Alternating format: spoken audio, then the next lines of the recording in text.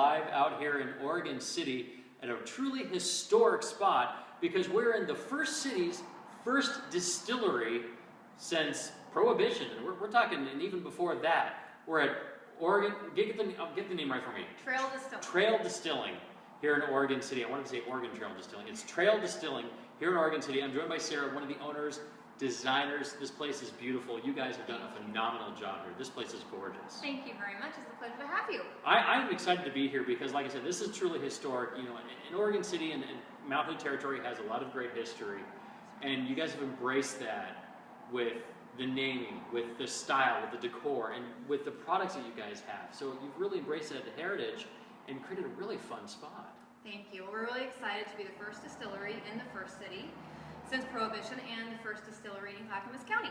It's great. And we live here, our kids go to school here, and we wanted to be in Oregon City. I think it has a great potential and a lot of growth.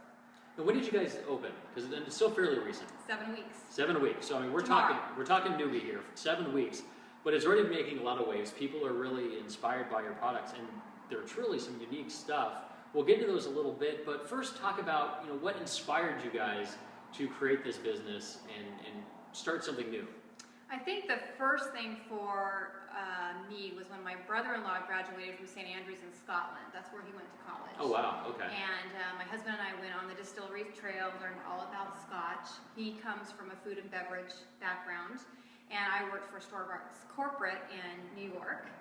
So we have a little bit of that food and beverage angle, and then we just thoroughly enjoyed the Scotch whiskey trail and learning about the spirits, partaking of the spirits, have to say. I'm a fan.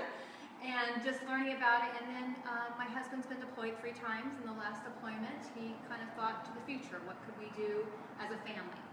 And we started doing research in our due diligence, taking some spirit-making courses.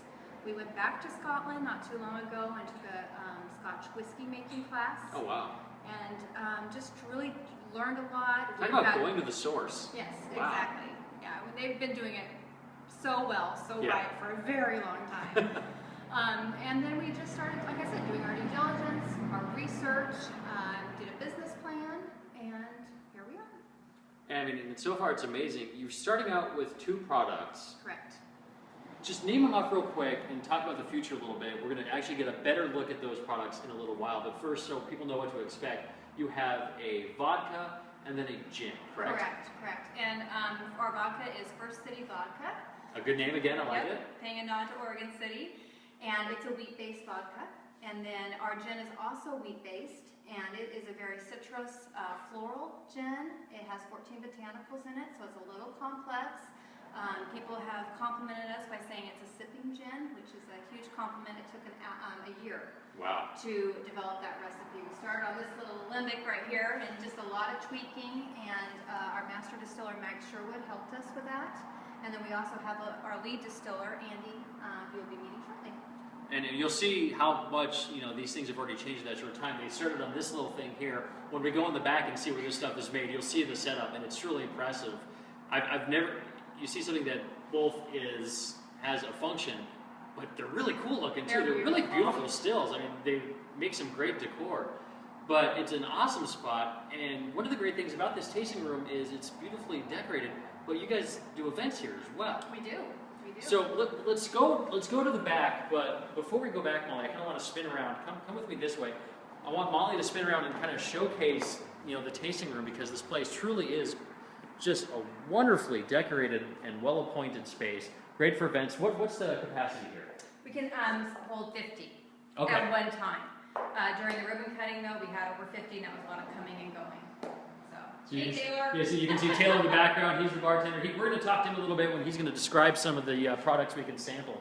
But I mean, what a warm and inviting space. And I like this. I'm going to make a pun here. We've got the Christmas spirit here. Yes, you do. Yes, I like that. And the metal logo, the barn doors. I mean, this place, right now, I think anybody from HGTV would just give you a big thumbs up, because you guys did a fantastic job here. But I wanted to showcase how the operation comes together in the back, because again, it is really cool looking, but also the process behind it is pretty fascinating. There's a lot of science to this. There is a lot of science, and but yet it's sort of simplistic in some ways too.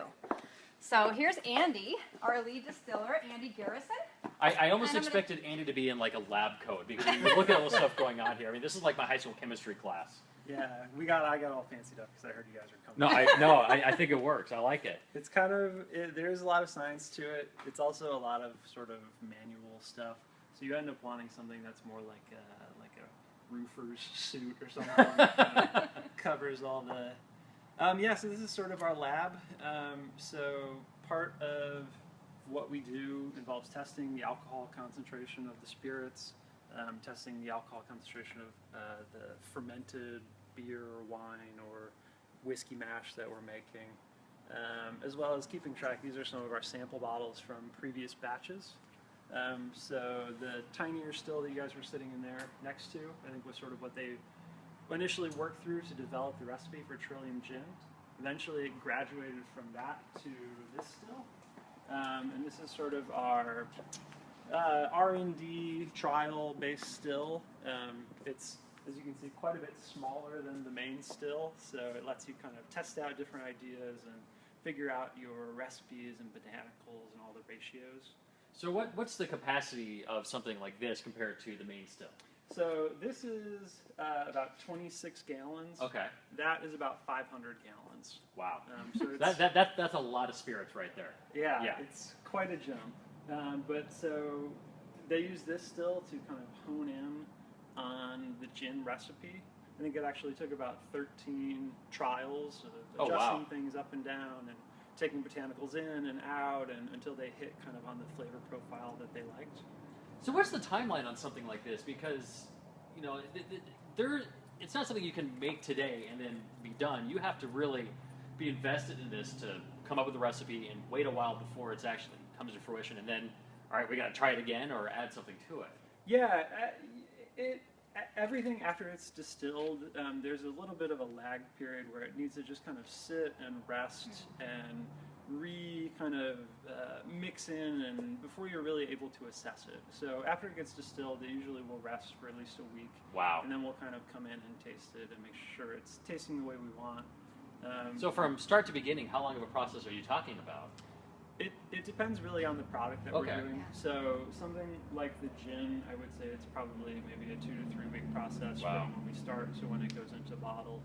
As we begin kind of focusing on rum and whiskey, the time scale really stretches out, you know, then it's in the years kind of a... That is a long time to wait to see if you've actually come up with what you're happy with. Wow. Yeah.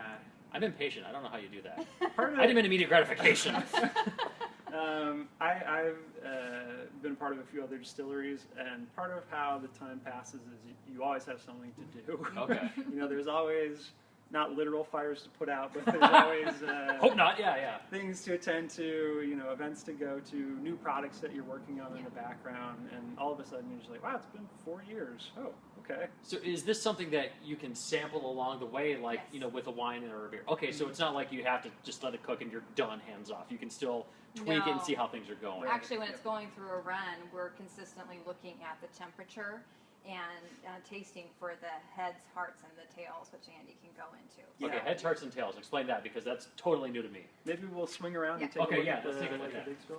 'Cause as I said in there, these things are really cool looking. Not only do they provide a function for, this is beautiful, and I think a little bit out of something out of Willy Wonka, especially this thing. I mean, but this is some really cool stuff.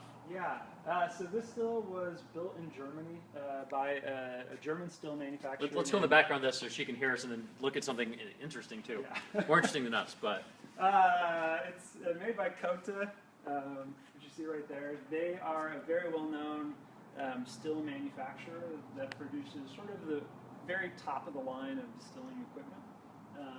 And this still, which you mentioned it's kind of Willy Wonka-like, part of that is because this still is really set up to let us make any type of product we want. okay, so you do like both the vodka and the gin in the same setup. And we can could. do whiskey and everything. Whiskey, rum. Wow, brandy. okay. So in a very, very kind of simple form, similar to the little one we look back there, when we were making whiskey or brandy, we would take the fermented mixture and put it into this boiler right here.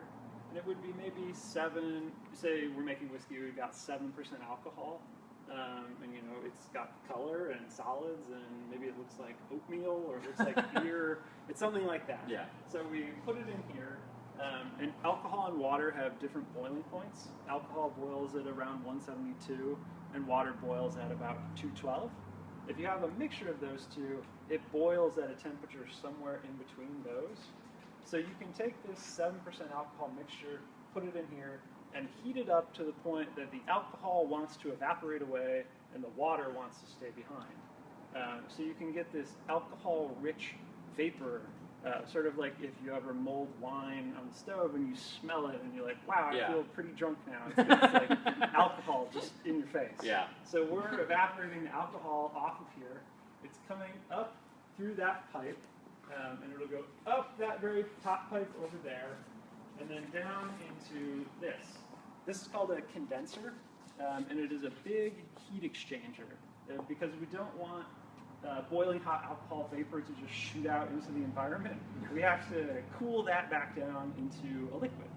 So this has cold water flowing into it, and it goes in the opposite direction as the hot vapor, and an alcoholic liquid will come out here.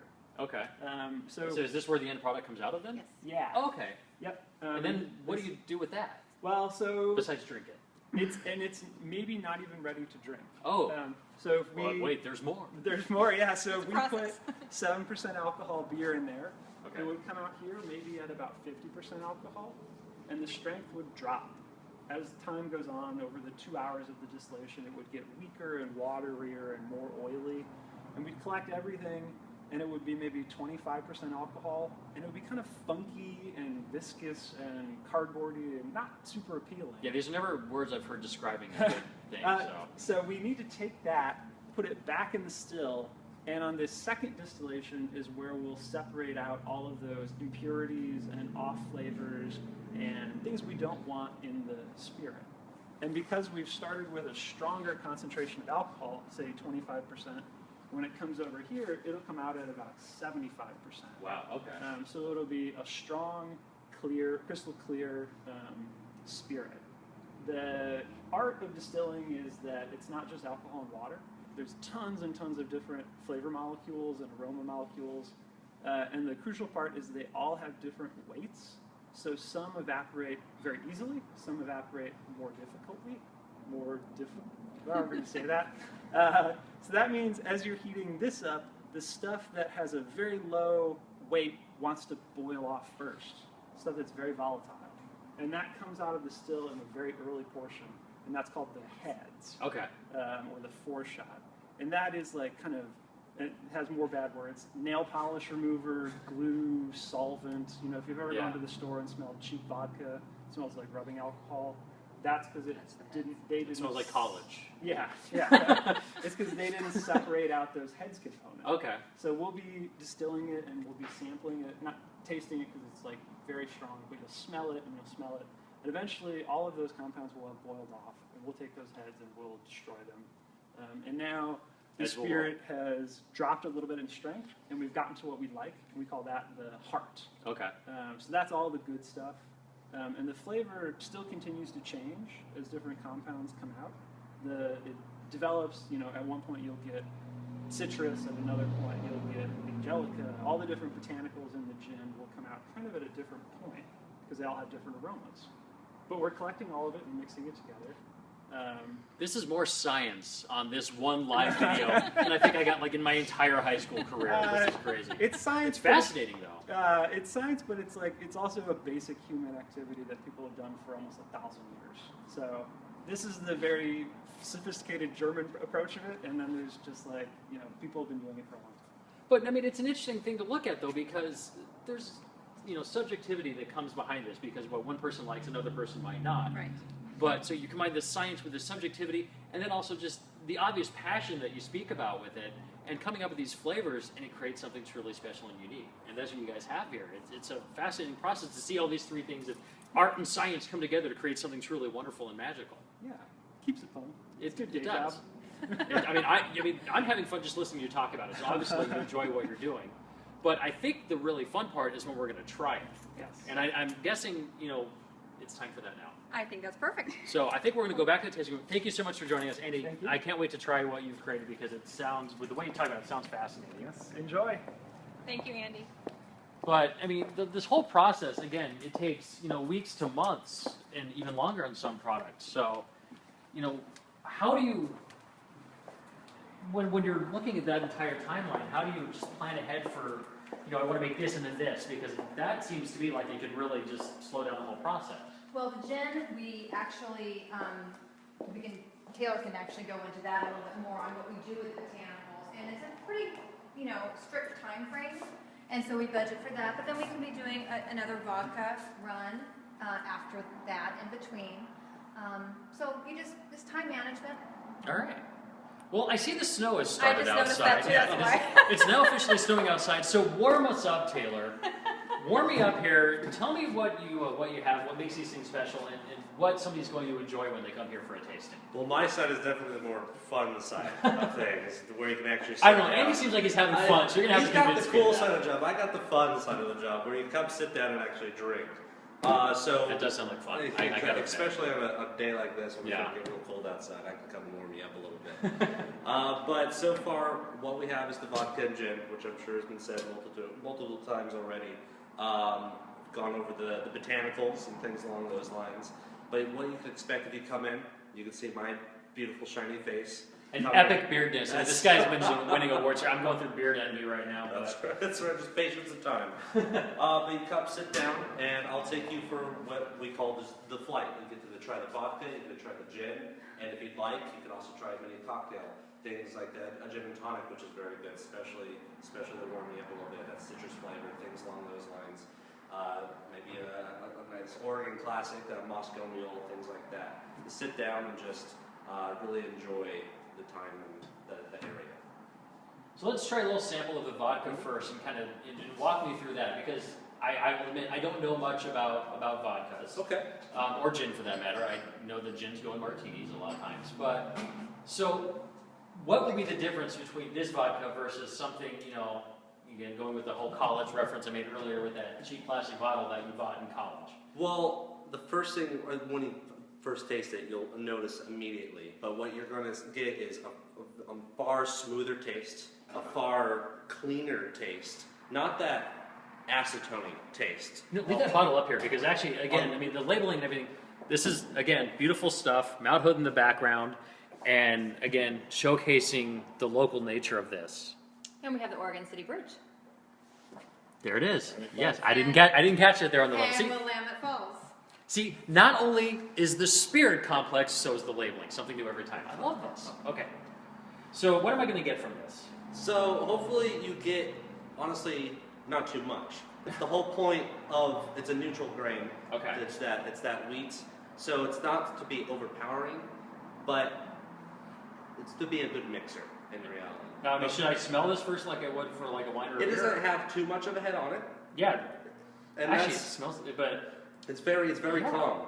it is. And what most people expect in a vodka, especially your high school vodkas, Is that harsh. is that punch in the face. It is 90 proof. Both of our products are 90 proof. It is wheat based, but it's triple distilled, twice through carbon and once through limestone. Oh, wow. So when you Okay. taste it, you should get a nice soft landing. Oh, wow. Yeah. Hopefully that goes down. That is really smooth. And I've never been good at describing flavors like this, but I mean, there's like a little bit of a sweetness to it or something Yeah. that just hits you right there on the tongue, and it's very pleasant. I mean, We tried corn and we preferred the wheat. yeah, I don't know if I've ever had a wheat vodka though, but that is The wheat something just brings a special. little bit of smoothness to it, a little bit of that sweetness you were describing. But the filtering is what really does it. That twice to the carbon and then once to the limestone really rounds off any of the rough edges and just really helps make it a very clean, good sipping vodka. So you start with the vodka, and then you move people onto the gin. Exactly. Now, what's without going? I know this is a silly question. What's the difference between the vodka and the gin? So vodka and gin, they essentially start out the exact same way. The best way to, without having any prior knowledge into distilling, the best way I can explain it is think of gin almost like a tea. You bring in all your botanicals, which are these guys, 14 separate botanicals. You put them in what's essentially a tea bag, and we put them in our still, and it sits there for about 36 hours, and it absorbs all those flavors, the citrus, the floral, all those flavors, and then we go through the distilling process. So what are these 14 botanicals? I mean, are we giving anything away, like trade secrets? Oh, absolutely. No, they're up here on the counter for a reason. We love them. Yeah, we want to see this label too. So people can see what we're trying here, so they can come and get it themselves. So we have things like a grapefruit, orange peel, lemon peel, a lot of citrusy notes, a lot of floral notes as well, ginger root, orris root, and then my personal favorite, it's a Cuba berry. I smelled this one before. This is fantastic. I wish you guys could get smells through Facebook Live, because this Cuba berry, I got to get some of this just for cooking at home. Oh, this would be is great. awesome. But I mean, look at these. They look like little peppercorns or something, but it is a really amazing despite aroma. the name, they are pepper. It's a Cuba berry, and all together, the citrus and the floral notes just blend together amazingly. And you have to have juniper in Yes. gin, but we have a nice balance between the citrus and the juniper. So hopefully yeah. you get, that's the Yeah. a bit of a difference between the vodka and gin and the smell. Now that is really smooth. Wow. Yeah, and you can pick up. I think I pick up maybe the Cuba berry or And maybe in the back. A little bit Yeah. of the background, yeah. But yeah, that's kind of nice. I mean, it starts with one, and then you kind of go through the gamut of the flavors. It's got that layered effect. It's soft but yet complex at the same time. Yeah. That's why he's behind the bar and I'm over here. But no, that is fantastic. So now, what would be some cocktails that you make with these things that people can try? Well, a good fan favorite so far is the gin and tonic. We make a lot of gin and tonics. We don't use your standard tonic. We have a huge point of local here. We like the Pacific Northwest local, the Oregon local, and we use a local tonic up from Washington. It's called a Kenya tonic. Yeah, it's from Bradley Feathers, and he Okay. actually takes the, it's more of a concentrate. Instead of buying your Schweppes tonic water, it's the quinine bark. He extracts that, and he adds lemongrass and spices, which Wow. complements our gin really well. So it makes a wonderful tonic. And then we also have a Vermont maple syrup that Andy's a part of, and made in Vermont, that we're going to make a fun old Vermont cocktail with our gin. It has orange and lemon in it, a little maple syrup. So you get that citrus Wow. with the juices and the citrus with our gin. And it marries very, very well. It's a lot of fun. And we have a pomegranate ginger punch that we're doing for the holidays. So Ooh, we I like kind of that. rotate Pomegranate. it. We did a fall peritini, Okay. and so we rotate. So there's a lot of options that you can do with these things. Oh, absolutely. Wow. And some people just like a straight martini too. Now, what are the hours that somebody can come and try this stuff? We're open Fridays, Saturdays, and Sundays. Fridays 12 to 7, and Saturday and Sunday 12 to 6. But if anyone wants to call us or reach out to us on Facebook, we are here more often than not, and we'd be happy to open up a tasting room. Now, are you guys available at any retailers yet, or? We are. Okay, where can somebody find this? Oregon is a control state, so we're through the OLCC, and we're Okay. currently in 12 liquor stores in the metro area, and we have about 4 more on the way. Excellent. So you guys are, wow, again, newbie business, and you guys are really growing out there. That's fantastic. How can somebody find you online, on Facebook, and all that stuff, so they can look this up? The website is traildistilling.com, and Facebook is Trail Distilling. That's just probably the best way, Facebook and online at our website. And we also always have people sign up. We have bottling and labeling parties. We have a trail club people become members of. So, but we want you to come in, enjoy, and find something new and different every time you come. And it's really easy to get to. It's just outside of Oregon City, off of 213. We're right past the golf course. Really easy central location. And before we go, you've got some future stuff coming out. I want to touch on this. We've got these 2 amazing products, but you have even more stuff on the horizon. We're working on our rum right now, which will be First City rum. And we are also looking at aging our gin for an Old Tom gin. Oh, wow, okay. And we are a certified farm distillery because we are growing our winter rye right now at our family farm. And we'll harvest that rye this spring and age it and put it in barrels, and we'll have our own rye whiskey. Keeping it local. That's what makes this place awesome. You guys got to check this out. Come warm yourselves here at Trail Distilling in Oregon City. Again, we're just off of Highway 213, right on Highway 213, right past the golf course. You can't miss it. You're going to find some awesome local vodka and gin, and great people behind the scenes. You got to check it out. But until next time, we'll be back live next week at 3 o'clock, or at noon on Wednesday. We'll see you then. Thanks for joining us in Oregon's Mount Hood Territory Live. We'll see you next time.